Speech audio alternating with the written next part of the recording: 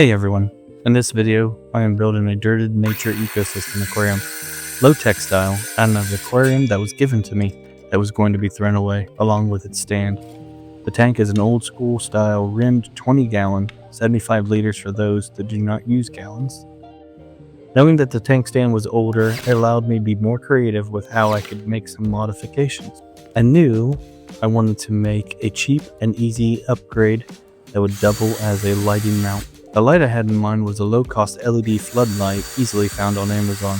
Other aquascapers have used one like it or the same one in the past. I just had to make sure it was 6500 Kelvin. I then chose a lattice-like style back that I would make out of 1x2 pressure-treated boards. I got 3 8-foot long boards around $10 to $12. Could be less, could be more, depending on where you live. I used an old steel L bracket I found in my toolbox for extra support. Then I spray painted it with a black satin to match the old stand. I also had to make sure I gave enough room for the hang on the back filter so I could service it later without it getting in the way. For the build itself, I used garden soil topped with fluvial aqua soil. Then I capped it with very coarse sand. I did not clean the sand beforehand.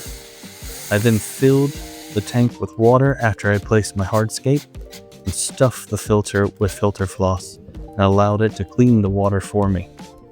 This also allows it to release any trapped gases in the soil. Over a week's time, it just sat there and cycled. The whole tank build is filmed over 3 to 4 weeks.